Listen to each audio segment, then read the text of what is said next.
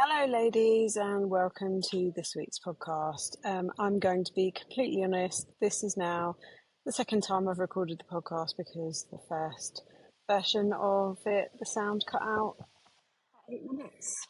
So, brilliant. Happy with that. Um, I'm gonna rattle through this because, as I say, I've already done this for 45 minutes today. And was just about to enjoy a little afternoon in the sun. So, if you've never listened to the podcast before, this is my weekly community check-in podcast where my ladies fill in a check-in form. They let me know what they're struggling with, what their wins are, and ask me any questions that they've got. And this podcast is my response. Now, I am sitting outside. It is a bit windy, so apologies for that. But imperfect action. I'm on holiday, so I'm not going to go through everyone's wins. I'm just going to pick out a couple of these. If I don't read out your wins, that's not because I haven't read them. It's not because I don't love you. It's just that I want to make sure that I can spend time on the questions and the challenges. So Lisa's win is that she's managed to be in the moment with the kids this week on a few occasions without overindulging herself. Steph's back to doing a couple of runs this week after a couple of weeks break, and then we've got, sorry, my mouse won't click. And Nikki has realised that the pain that she usually gets in her legs, especially walking up the stairs, is much less. And Claire had her blood pressure taken for a doctor's appointment. She normally always has high blood pressure, it runs in the family, but this week, when she had it done, it was not high, which is amazing. So great wins. And like I said, if I didn't read yours out, it's not because I haven't read it, it's just because I want to make sure I have time for the questions. Okay, let's go through the questions and challenges then. So, first one, being away on holiday, eating and drinking the wrong things. So, I know this specific person is home now. Here's my perspective on your holidays. They're there to be enjoyed. So, rather than look at this as, oh, I've just been away for a week, 10 days, whatever it is, and I'm eating and drinking the wrong things, and by the way, this applies to when you're at home as well, think about what you can add into your holiday food and drink rather than what you need to ban or take away. So you might be drinking more alcohol, but are you also drinking enough water? You might be having desserts and ice creams more so than normal, but are you still getting your fruit, veg, and protein in? I've definitely been enjoying more of the things I love whilst I'm here, and I've definitely been going over my maintenance calories on occasion. But I know that this is 2 weeks out of 52 weeks of the year, and I can pick it up where I've left off when I get home. I'm still making sure that I drink my water, that I get my protein in, my fruit and veg, and I get a walk in a day. So rather than just thinking about what you're not doing, and what you're not managing or what you've done that you feel is wrong, think about what you can add in and what you are managing to tick off. Okay, next one. A lack of self-control. I need to use strategies like HALT. This person's struggling with mid-afternoon and late evening snacking and cravings. Now, the HALT method is where we ask ourselves, am I hungry? Am I angry? Am I lonely? Am I tired? Okay, if you're hungry, you eat, but if you're any of the others, that's leaning more towards emotional eating. Now, what I want you to think about is there's lots of reasons for PM snacking. It could be that you're not eating enough earlier in the day. It could be that you're not eating enough protein throughout the day. It could be that you're not eating enough fruit and veg through the day. It could be your meal timings. It could be emotional eating. It could be not recognising the fullness and hunger cues from years and years of yo-yo dieting and binging and restricting. Now, this person specifically is in my 31 for 31 August accountability program. And what I would say to any of you that are listening that are in that program Or if you're not working with me at all, in my other programs, we can work on all of these things and I can go through your food diary and what's going on with you in more detail, to help you to overcome this PM snacking, because it's about finding out what the trigger is and what are some of the things that are going on outside of this. So if you would like more support on this or anything else, check the details in the show notes and you can find information on how to join my other programs.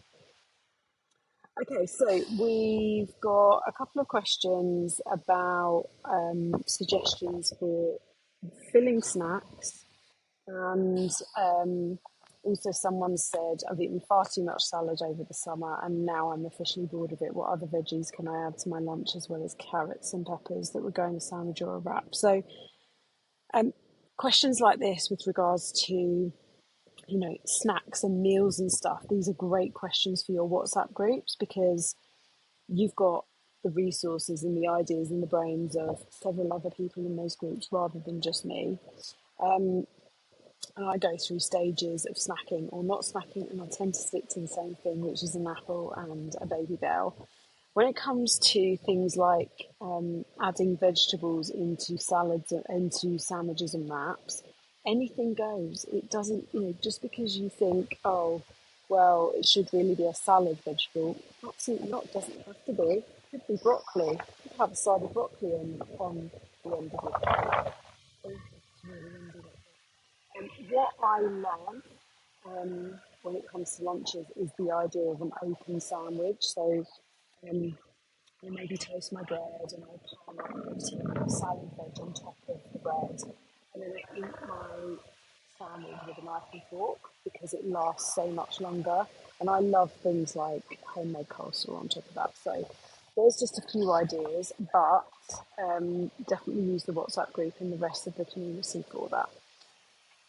I have no questions. I know what to do. I just can't seem to get back into the zone. Okay, so this person's got a wedding on Friday. So my message to you is give yourself the rest of this week with no excuses. Stick to ticking the boxes and don't make it complicated. Enjoy the wedding and then get back to ticking the boxes. And I would ask yourself, why aren't you in the zone? What excuses are you making? What is getting in the way? And what can you put in place to stick to them this week? So, for example, I know you can't run at the moment, or you perhaps shouldn't be running because of your feet at the moment, but how can you put in a plan to make sure you get your walks in, for example? How can you put in a plan to make sure that your breakfasts are prepped and goal aligned and ready to go? And the same with all of your other meals. So give yourself up until Friday, 4 days, no excuses, enjoy the wedding, and then straight back to it on Saturday. Um, then we've got not putting more thought into lunches. Oh, a sandwich will be fine until it's lunchtime, and then I'm hungry and I don't know what to have between those two slices of bread.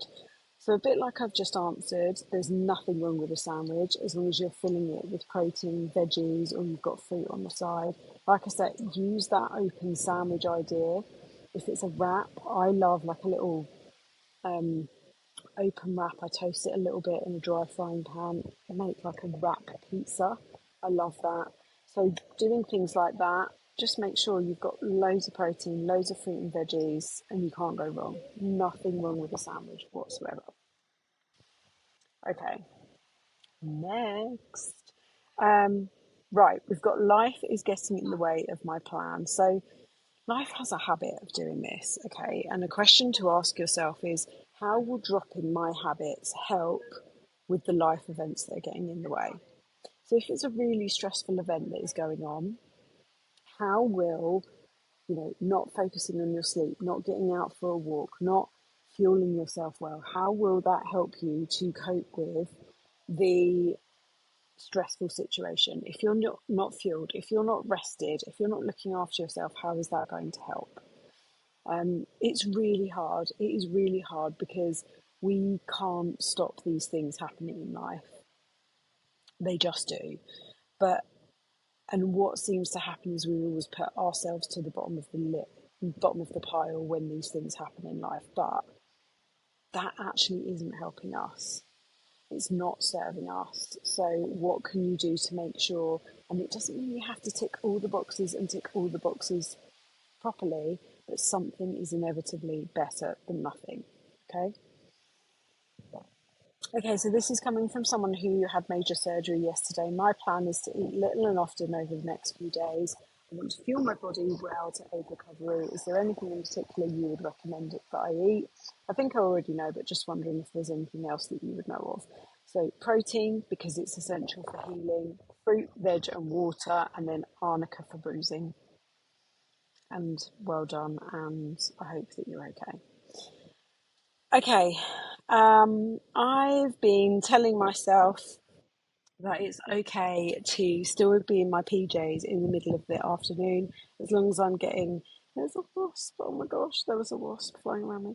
Um, as long as I'm getting everything done, which it probably is, but I don't think it's mentally helping. I think I'm probably doing some things at 50% rather than putting all my effort in.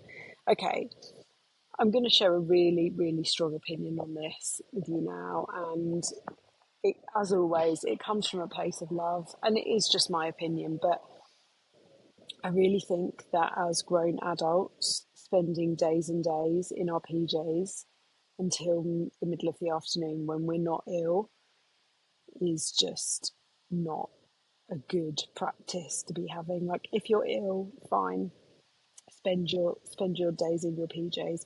But if there's nothing wrong with you, it's just that it's holiday time or you're not at work or whatever it is, or you're working from home, like getting yourself up, showered, dressed, starting your day with your routine is the best way to mentally help you. Whether you're struggling mentally or not, I just think as a grown adult, we don't need to be spending days and days in our PJs if we're not ill. So, I know that's a really personal opinion, but I agree with you. I don't think mentally it's helping you. And you probably are doing some things at only 50%. So I definitely, I definitely recommend you get yourself up at your normal time, get yourself, you know, dressed and washed and all sorted. And even if you're not travelling into work, even if you're off on holiday, you know, you're not ill. Come on, the fact that you've put this, I think, means it's affecting you more than you probably would like to admit. Okay, so this person has had the kids at home for the last 5 weeks. Their eating habits have been poor over the last couple of weeks, mainly where breakfast and lunch is concerned. Work's been really busy, and so what she feels like she's doing is planning is going out of the window. She's feeling really overwhelmed with everything that needs doing at the moment. And as usual, her needs are the first things that get sacrificed. And I guess this is something I need to try and work on. My comment here is that a bit similar to, life gets in the way. When things get busy, when things get overwhelming, we do put ourselves to the bottom of the list. But think about this logically. Things are busy, things are overwhelming, things are slipping. And so the thing that's going out the window is planning, which is the thing that is most likely to help you. So, how can you just spend 10 minutes today just sketching out a rough plan for the rest of the week and make sure that you are not on the bottom of that list and the bottom of that plan for the rest of the week? Because that planning will absolutely help the overwhelm, because you're probably just attacking everything really reactively rather than being proactive, and that isn't going to help you long term. So spend 10 minutes today sketching out a rough plan for the rest of the week. Get yourself through the week and you will feel so much better if you've done that little bit of planning. Okay? Next. What else have we got here? Right. Okay, so this from someone who's been on holiday. I found it challenging to keep an eye on calories whilst I'm on holiday. I am being attacked by a wasp at the moment, which is driving me mad. We've been eating out lots, but I've maintained the principles of protein, fruit, and veg, and I haven't ended up with clothes feeling tighter, so feel confident that I haven't gained, which is amazing. Um, and I guess the reason I'm picking up on this is because in the next comment, the same person said, I've made the excuse that I'm on holiday and want to enjoy it, but it's been considered and accepted, and a considered and accepted excuse, and I don't feel like I've gone crazy. And I guess I wanted to read that out because, we've had a question earlier on in the podcast where someone has talked about being on holiday and eating and drinking all the wrong things. And I go back to, I think I've had a croissant every day so far this holiday once we actually got to France. But I've still had my high protein yogurt and some fruit with it. I've had some drinks, but I've still had my water. Um, I've had some ice creams, but I've still focused on protein and everything else. So you can enjoy your holiday. You can enjoy food and drink that you probably don't eat all the time at home, but you don't have to be completely all or nothing. Okay. Right. Question here from someone: how to improve iron levels naturally? You've also then gone to write I'm also, but there's nothing else written here, so I don't know what else maybe you submitted before you press submit. If you want to improve your iron levels naturally, you want lots of green leafy vegetables and include, if you eat it, red meats and stuff. But things like broccoli, they have great amounts of iron in them. So make sure you're including your green leafy veg. Um, what else have we had? Let's go on to the next page. Okay, so this person has said they've lost their way a bit, they've taken their eye off the ball, and they need a bit of a kick. So here's my question to you. Ask yourself, what has led you to you losing your way? What's getting in the way of you ticking your boxes? What can you do to put those habits back in place? Is this a can't be bothered? Is it that, this person is one of my last Diet Club local ladies, so sees me regularly on a Wednesday? Is it that I've not been there to, talk to you face to face for the last couple of weeks? Is it that you're feeling tired? Is it that you've stopped putting time into planning? Is it that you've been more sociable? What's going on? What's getting in the way? Because I can give you a kick, but we need to understand exactly what's going on underneath. And then, just like I've said to a few other people today, write a plan for the next couple of days. Focus on ticking the boxes. You don't need to go mental. Tick the boxes. It doesn't even have to be, your 10,000 steps. It could be a walk a day, protein with every meal, 5 fruit and veg, plenty of water. We don't even have to say, let's get 2 more workouts in for the next 3 days. Let's focus on keeping it really simple. And this goes for everyone. If you are struggling and you feel like you are falling off track, take it back to basics. Make it simple. Tick the boxes that you can tick. And even if you can only tick 2 out of your 5 habits, that's better than nothing, right? Rather than taking the all or nothing attitude of, well, I can't do all of these things this week, so I'm just not going to do any of them. I posted this on my stories today on Instagram. I've brought with me some resistance bands and 2 7.5 kilo dumbbells, right? That's not heavy for me.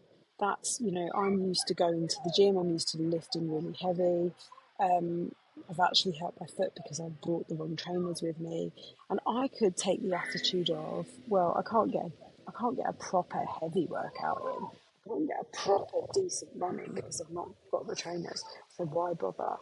Well, here's why bother, because taking that attitude is not going to get me to my goals. Taking that attitude is not going to have me feeling my best. Taking that attitude is not going to make me happy.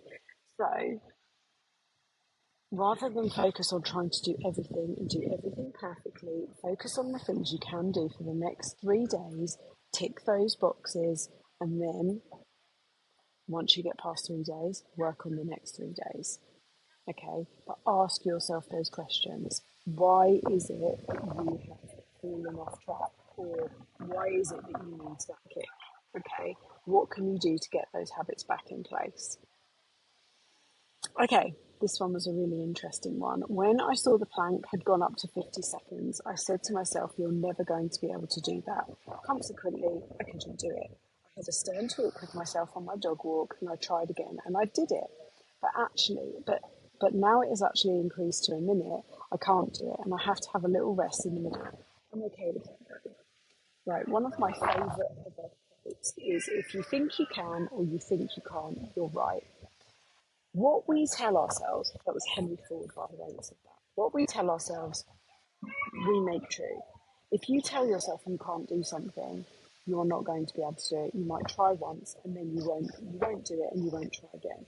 If you tell yourself you can do it, even if the first, the 10th, the 20th time you try, you don't succeed, you will continue to do it.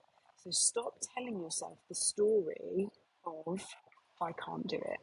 Stop telling yourself the story of, I'm not able to do that. It's a story. That's all it is. Okay. So well done for persevering. Well done for having a good word with yourself. There goes my hat. And when that plank goes up again, I want you to tell yourself you can do it. Right. So well done. Okay. I'm really struggling to put my phone down. I know all the reasons why, and each morning I promise myself that I won't use it. But then I find an excuse to use it. I pick it up, I scroll, and then in the evening I'm cross with myself about the amount of time I've wasted, and I dislike the person I am when I'm on my phone. Distracted, snappy, disinterested. Okay, what I want you to think about is this. Who do you want to be? Who would you be without spending all that time on your phone? Now, listen, I get it, right? Phones are easy to distract us. Scrolling social media is really easy. And I have to really monitor myself with this. I don't like spending loads and loads of time on social media. And in fact, on the days that I have spent loads and loads of time on it, because I've posted on it, I've commented and stuff like that, I probably should spend a bit more time on those days, but I have to, put it aside because otherwise I can fall down a rabbit hole. I had to delete TikTok for a while because I just spent wasting far too much time on it.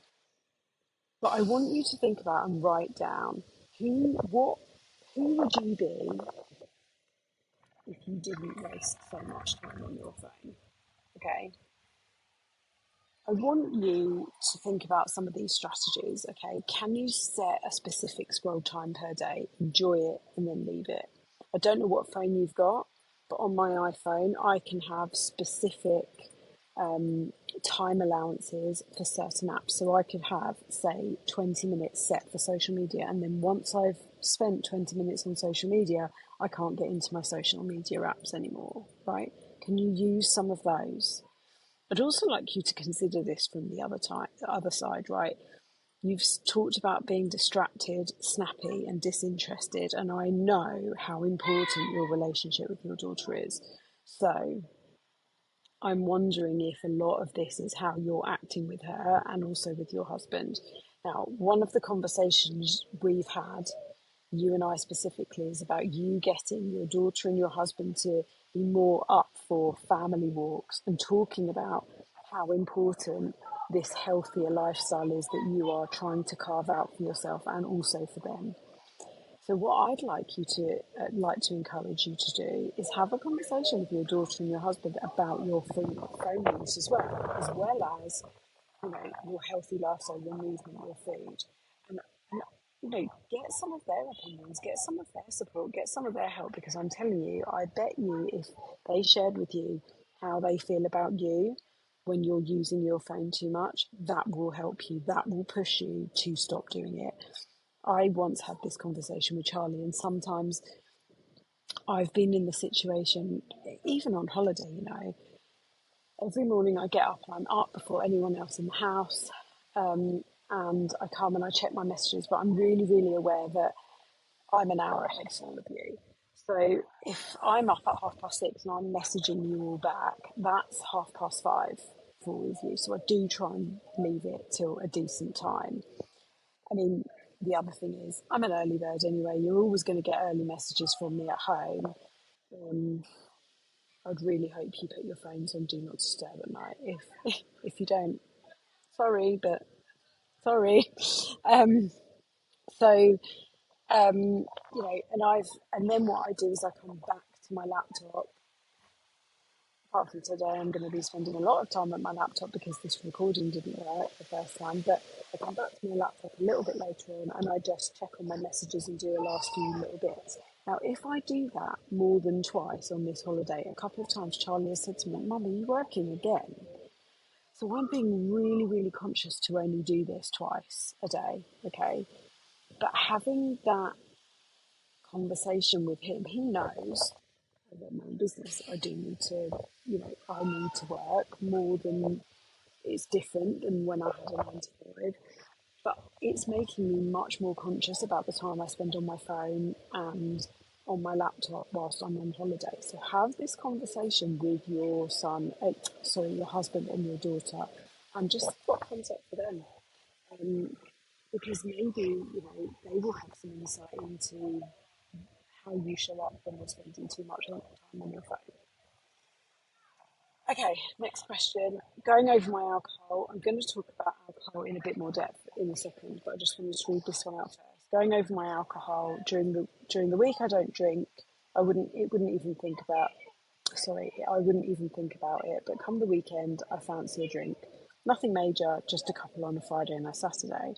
This same person has said, "How do you count calories?" as I've never done it before. So, in answer to the second question, I'm going to do a masterclass on counting calories when I'm home, date to be decided.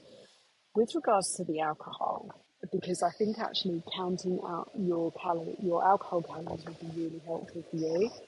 What I want you to think about is, how is drinking this amount of alcohol? The fact of the matter is, alcohol is poison. Okay, there's no there's no beating around the bush on this. If alcohol was only just invented, it would not be legal. It's poison. But it wasn't just invented, and it is never going to be banned because it makes the government too much money. So, it would be banned. It does not. It's not just about calories. It affects your energy. It affects your sleep. It affects your eating habits. So it affects your health. It's not a good thing to be doing for your health.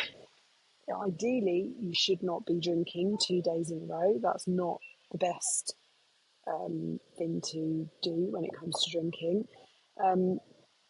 But let's approach this way. If you can't, if you're not able to say, right, I'm only going to drink 1 day at the weekend, can the 3 glasses of wine you're having Friday and Saturday go to 2 glasses or 1 glass? So you're still having it, you're not banning it, you're not completely removing it, but you're just reducing it. But I really want you to think about, how is alcohol serving you? You might say, well, it relaxes me. Okay, what are other ways to relax yourself?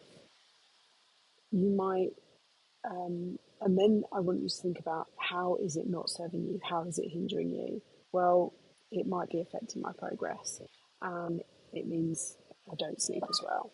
So whatever your answers to those questions, I think will really, really help.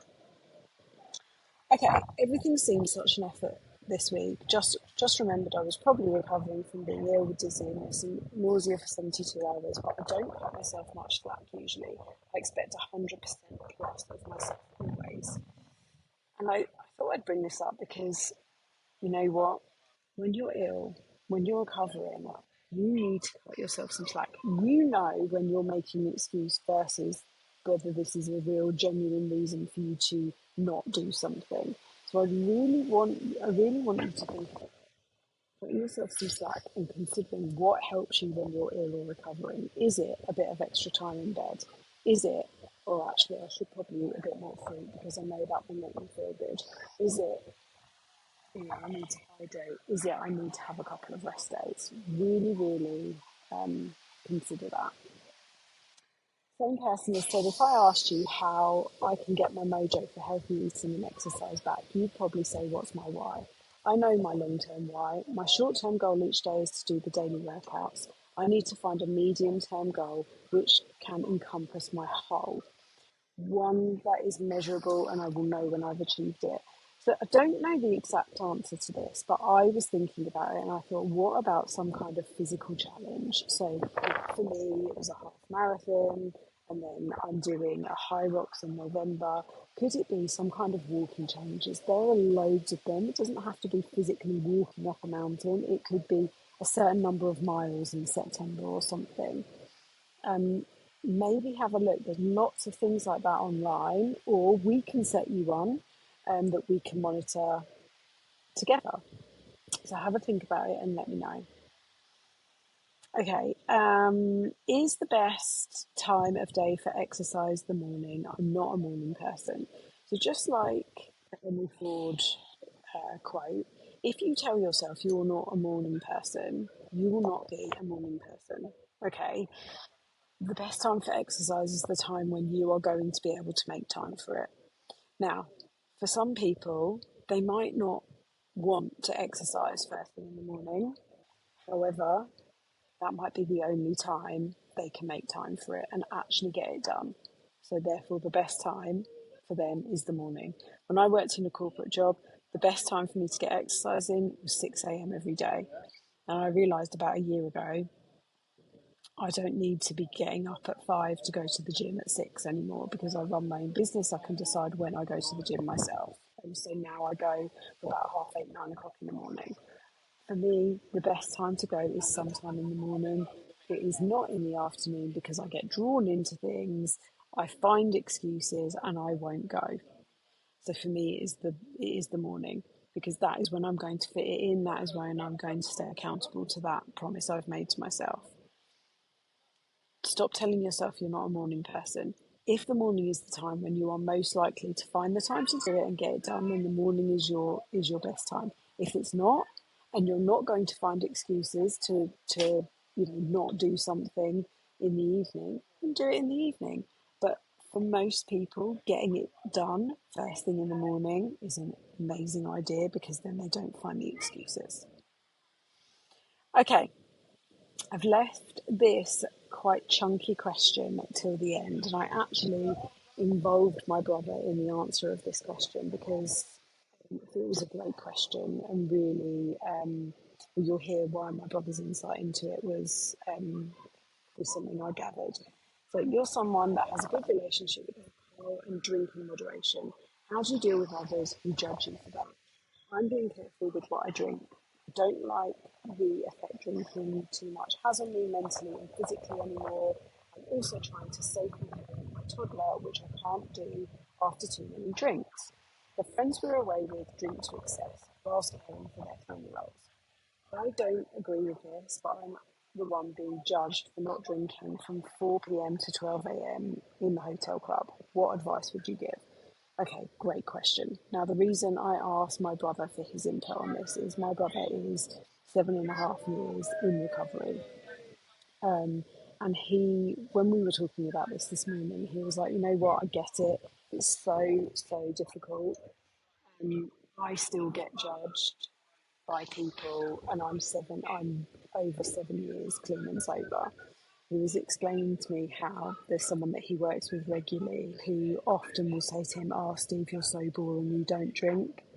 And my brother is really clear that that is like smoke and mirrors for this person in terms of they're deflecting what's really going on with their relationship with drink back onto my brother. So the first thing, like me and my brother talked about, was you could find a way of saying to them, you know, I don't have a problem with the amount I'm drinking. Can you explain to me why you have a problem with what I am or aren't drinking? Can you help me to understand what your problem is with the fact I'm not drinking the way you are? And I thought that was a really great way of phrasing it, because you're not being judgmental. You're not saying, and listen, we know you are because you've told us, but, or not that you're being judgmental, but you have an opinion. You have a right to that opinion, by the way. But you could easily go, well, I actually don't agree with the way that you're drinking and trying to parent your 3-year-old. Like, I think that's really wrong. But what would be the point? What would be the point in that? If you actually ask them to help you to understand why they are so concerned about your lack of alcohol consumption, it's a really nice reflective way of putting the onus back on them to try and articulate it. Because what you'll probably find, not that they'll admit this, but this is just a reflection of them. They feel that they probably feel you are judging them because they are drinking and you are not. And so asking them to explain to you what their problem is with the amount you're drinking is, they'll probably backtrack. Oh, no, no, no, it's fine, it's fine, it's fine, it's fine. They might not.